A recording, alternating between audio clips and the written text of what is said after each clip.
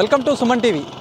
పాఠశాలల్ని దేవాలయాలుగా కొలుస్తారు. ఎందుకంటే పాఠశాలలపైన అంత నమ్మకం ఉంటుంది. ఇది దేవాలయాలతో సమానంగా విద్య బోధిస్తారు. విద్యనే నేర్చుకున్న వాళ్ళు రేపు మంచి పొజిషన్లో ఉంటారు కాబట్టి ఇది పాఠశాల అనేది ఒక దేవాలయాలతో ప్రతి ఒక్కరు కూడా ఈ విధంగా కొలుస్తారు. ఈ నేపథ్యంలో కూడా పాఠశాలల్లో చదివే విద్యార్థులకు ఎలాంటి ఇబ్బందులు జరగకూడదని ఒకవైపు ప్రభుత్వం కూడా కొన్ని వేల కోట్లను ఖర్చు చేస్తూ ఉంది. ప్రభుత్వ పాఠశాలలో చదువుకునే వాళ్ళు కావచ్చు, ప్రభుత్వ సంక్షేమ హాస్టళ్లలో చదువుకునే వాళ్ళు కావచ్చు, ప్రతి ఒక్క విద్యా సంస్థలో కూడా విద్య నేర్చుకునే వాళ్ళు కూడా ప్రభుత్వం వాళ్ళకు ప్రోత్సహిస్తుంది. పాఠశాలకు కావాల్సినటువంటి నిధులను ఇస్తుంది. అక్కడ ఎలాంటి ఇబ్బంది లేకుండా చూసుకోవాలని చెప్పేసి కూడా ఒక గైడ్లైన్స్ సైతం జారీ చేసింది. మరి కామారెడ్డి జిల్లా బోర్లం సంబంధించినటువంటి సాంఘిక సంక్షేమ పాఠశాలలో కొన్ని అవకతవకలు ఏర్పడ్డాయి. అక్కడ ఉన్నటువంటి కొద్దిగా ఇబ్బందికరమైనటువంటి వాతావరణం చోటు చేసుకుందని చెప్పేసి ఇక ఈ పాఠశాలకు సంబంధించినటువంటి పేరెంట్స్ కమిటీ కావచ్చు, స్టూడెంట్స్ వాళ్ళ పేరెంట్స్ మొత్తం కూడా ఆందోళన చేపట్టారు. గత 3 రోజుల కింద ఒక ఘటన జరిగింది. ఆ ఘటన పైన కూడా మొత్తం దీనికి సంబంధించినటువంటి పేరెంట్స్ కూడా చాలా సీరియస్గా వివరించారు. ఇక్కడ ఉన్నటువంటి లొసుగులు ఉన్నాయి, ఇక్కడ ఏదైతే స్టాఫ్ ఉన్నారో ఒక స్టాఫ్ కూడా అందరినీ వేధిస్తున్నారు అని చెప్పేసి కూడా కొన్ని కంప్లైంట్స్ వచ్చాయి. ఏంటి అసలు కంప్లైంట్స్ ఏంటి, ఏం జరిగింది అనే అంశం పైన కూడా మనం లోపలికి వెళ్ళి కూడా మరిన్ని విషయాలు తెలుసుకునే ప్రయత్నం చేద్దాం.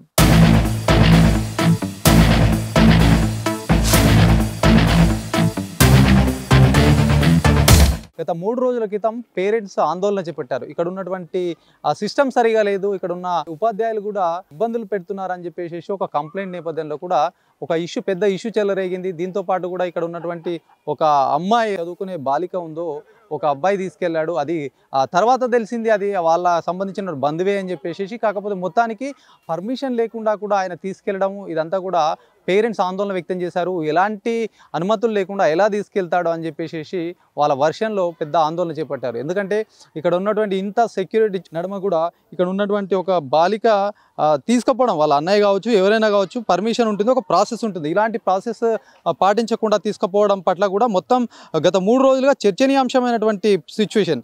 ఇంత పెద్ద పాఠశాల ఇది, ఇంత పెద్ద పాఠశాలలో వందలాది మంది ఇక్కడ చదువుకుంటారు. మరి అలాంటి వాళ్ళకి ప్రొటెక్షన్ చాలా కంపల్సరీ మెయింటైన్ చేయాల్సినటువంటి పరిస్థితి ఉంటుంది. మరి ఈ నేపథ్యంలో ఇలాంటి ఘటన జరగడం కూడా తీవ్ర దుమారం రేపింది. దీనికి సంబంధించినటువంటి సబ్ కలెక్టర్ కిరణ్మయి సైతం కూడా ఇక్కడికి వచ్చి పర్యవేక్షించారు, ఒకరోజు స్టే చేశారు. మరి ఇంత జరిగినప్పటికీ కూడా ఇక్కడ చాలా ఆందోళన వ్యక్తమైనటువంటి సిచ్యువేషన్ ఉంది. ఇక్కడ మనం చూడొచ్చు, ఇంకొకటి ఇంత పెద్ద పాఠశాలలో కోతులు సైతం స్వైర విహారం చేస్తున్నాయి. బాలికలు బయటకు వెళ్తున్నటువంటి సిచ్యువేషన్లో కూడా ఇట్లాంటి కోతులు కూడా రావడం ఒక భయాందోళనకైతే క్రియేట్ చేస్తూ ఉంది. మరొక వైపు చూసుకున్నట్టయితే ఇక్కడ ఏదైతే జరిగినటువంటి ఈ సంఘటన కావచ్చు, మరి ఇక్కడ ఫ్యాకల్టీ సంబంధించి చూసుకున్నట్టయితే ఈ పాఠశాలలో టీచర్స్ కూడా మొత్తం బాలికలకు సంబంధించినటువంటి పాఠశాల, ఈ పాఠశాలలో కూడా బోధించేటువంటి ఒక ఉపాధ్యాయుడు సైతం కూడా వేధిస్తున్నారని చెప్పేసి పేరెంట్స్ కంప్లైంట్ చేయడం, ఇదంతా కూడా తీవ్ర చర్చనీయాంశంగా మారినటువంటి పరిస్థితి ఉంది. మరి దీనిపైన ఇప్పటికే అధికారులు కూడా పర్యవేక్షిస్తున్నారు. ఈరోజు కూడా సైతం దీనికి సంబంధించినటువంటి పై అధికారి కూడా వచ్చి ఇన్స్ట్రక్షన్స్ ఇచ్చారని చెప్తున్నారు. అంటే ఇక్కడ ఉన్నటువంటి సిచ్యువేషన్ ఉందో, ఇక్కడ ఒక ఆయమ్మ కూడా వేధిస్తుందని చెప్పేసి కూడా పెద్ద మొత్తంలో కంప్లైంట్ చేశారు. వాళ్ళు ఇమ్మీడియట్గా తీయాలని చెప్పేసి పేరెంట్స్ ఆందోళన. మరి ఇది ప్రభుత్వం దృష్టికి వెళ్ళాలి, దీనికి సంబంధించిన వాళ్ళు యాక్షన్ తీసుకోవాలి, వాళ్ళని తీసేయాలని స్ట్రిక్ట్గా చెప్పారు. ఏదేమైనప్పటికీ కూడా ఈ పాఠశాలలో కూడా ఏదైతే గత కొన్ని రోజుల క్రితం కూడా సబ్ కలెక్టర్ కిరణ్మయి సైతం కూడా ఒక ఫిర్యాదు బాక్స్ పెట్టారు. ఇక్కడ ఏదైనా సమస్య ఉంటే ఆ ఫిర్యాదు బాక్స్లో మెయింటైన్ చేయాలి, ఆ ఫిర్యాదు బాక్స్లో ఎవరైనా సరే వేయాలని చెప్పేసి కూడా చెప్పిన నేపథ్యంలో అక్కడ ఉన్నటువంటి బాక్స్లో ఇక్కడ ఉన్నటువంటి ఒక టీచర్ కూడా తమ సమస్యను రాసేస్తే ఇంకో కొంతమంది టీచర్స్ కూడా అది తెలియకుండా తీసేశారు, గుట్టు చప్పుడు కాకుండా కూడా చింపేశారని కూడా తెలుస్తూ ఉంది. మరి దీనికి సంబంధించినటువంటి పాఠశాలలో ఉన్నటువంటి ఉపాధ్యాయురాలు కానీ మాట్లాడడానికి సిద్ధంగా లేరు. మాకు ఇన్స్ట్రక్షన్స్ ఉన్నాయి, మాట్లాడడానికి లేదు అని చెప్పి కరాఖండిగా వాళ్ళు చెప్తున్నారు. మరి దీనిపైన ఎవరు మాట్లాడతారని చెప్పేసి కూడా మొత్తం చర్చనీయాంశంగా మారినటువంటి సిచ్యువేషన్. మరి ఏదైతే ఇక్కడ ఉన్నటువంటి పాఠశాలలో కూడా చాలా మట్టుకు కూడా సమస్యలు ఉన్నట్టుగా చెప్తా ఉన్నారు పేరెంట్స్. మరి దీనికి సంబంధించినటువంటి కలెక్టర్తో పాటు సబ్ కలెక్టర్ కిరణ్మయి సైతం కూడా ఇక్కడ ఉన్నటువంటి సమస్యలపై దృష్టి సారించి ఏదేమైనప్పటికీ ఎలాంటి ఇబ్బంది లేకుండా చేశామని ఒకవైపు హామీ ఇవ్వడంతో కూడా పేరెంట్స్ ఆందోళన సైతం విరమించారు.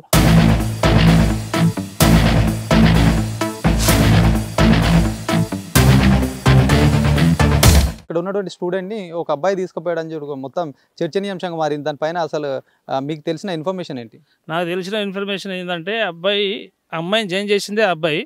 తను ఎక్కువ అంటే సివిల్స్ ప్రిపేర్ అవ్వడం వల్ల కొంచెం మైండ్ డిస్టర్బ్ అయ్యి కొంచెం డిప్రెషన్‌లో ఉన్న వ్యక్తి కొంచెం పిచ్చోడాయనని చెప్పేసి వాళ్ళ తల్లిదండ్రులే చెప్తున్నారు, అమ్మాయి వాళ్ళ తల్లిదండ్రులు. తను వచ్చి ఆల్రెడీ వాళ్ళ డ్యాడీ 2 ఇయర్స్ బ్యాకే చనిపోయిండు. తను వచ్చి మమ్మీకి సీరియస్ ఉంది కొంచెం పంపియండి అని చెప్పేసి మేడం వాళ్ళకి చెప్పిండ్రు. చెప్పిండు అతను. అయితే మేడం వాళ్ళు ఏం చేశారంటే సొంత అన్ననే కదా అడ్మిషన్ చేసిన వ్యక్తి అని చెప్పేసి సొంత బ్రదర్ అని చెప్పేసి వాళ్ళు పంపించారు. పంపించడము అతను వెళ్ళిపోయిన తర్వాత అతనికి మతిస్థిమితం లేదని చెప్పేసి తెలిసింది. అతను అటు వాళ్ళ ఇంటి దగ్గర తీసుకుపోకుండా అటు వేరే దిక్కు వెళ్తే ఇటు ఎందుకు వెళ్తున్నావు అని చెప్పేసి అమ్మాయి ప్రశ్నించి వాళ్ళ మదర్కి ఫోన్ చేసింది. మదర్కి ఫోన్ చేయగానే అతనికి మతిస్థిమితం లేదు, కొంచెం మీరు అలాగే ఉండాలని చెప్పేసి మొండిచుడు దగ్గర ఆపడం జరిగింది. అక్కడ నుంచి తీసుకొచ్చారు. మేము వాళ్ళ తల్లితో మాట్లాడితే అతను మా అబ్బాయి, అలాంటి అపహరించడానికి అతనికి ఆస్కారం లేదు, మా వ్యక్తి అని చెప్పేసి వాళ్ళు కూడా ఒప్పుకోవడం జరిగింది. అది మాకు తెలియక కొంతమంది పేరెంట్స్ వచ్చి కొంచెం డిస్టర్బ్ అంటే అమ్మాయిని ఎలా పంపిస్తారని చెప్పేసి కొంచెం ఇష్యూ చేయడం వాస్తవమే. కానీ అది ఇప్పటికైతే క్లియర్ అయిపోయింది. ఇప్పుడు అలాంటి పరిస్థితి అయితే ఏం లేదు స్కూల్లో. అంటే ఇప్పుడు ఒకవేళ ఆయన ఎక్కడ తీసుకెళ్ళేవాడు, మళ్ళీ ఇలాంటి మతిస్థిమితం లేదు, అలా అలర్ట్ అయ్యారు కాబట్టి ఇది ఎక్కువ ప్రమాదం లేని సిచ్యువేషన్, అంటే లేకపోతే జరిగితే కూడా ఇబ్బంది అవుతుండేనేమో కదా. అవుతుంటే నేను కాదంటలేను, కానీ ఇప్పుడు ఎవరైనా సరే ఇప్పుడు ఇన్స్టిట్యూట్లో ఇప్పుడు జాయిన్ చేసిన వ్యక్తి, నేను ఒక తండ్రిని ఒక బ్రదర్ని అని చెప్తే వాళ్ళు పంపించారు. అందుకే అతను ఆల్రెడీ మేడం వాళ్ళకి ఇంతకుముందు ఐడెంటిఫై ఉన్నాడు, ఇతను అప్పుడప్పుడు వచ్చి తీసుకెళ్లే వాళ్ళు.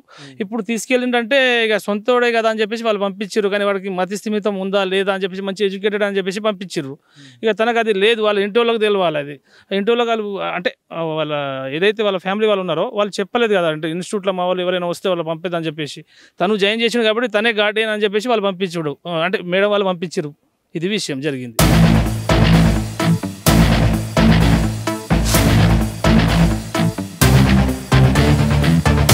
మరి చూడొచ్చు ఇక్కడ ఇంత పెద్దటువంటి పాఠశాలలో కూడా మౌలిక సదుపాయాలు ఉన్నప్పటికీ కూడా ఇది సక్రమంగా ఫాలో చేయట్లేదు. ఇక్కడ ఉన్నటువంటి ఉపాధ్యాయులు సైతం కూడా వాళ్ళ మధ్యలో కూడా చాలా గందరగోళమైనటువంటి పరిస్థితి ఉందని చెప్పి కూడా పేరెంట్స్ చెప్పినటువంటి పరిస్థితి.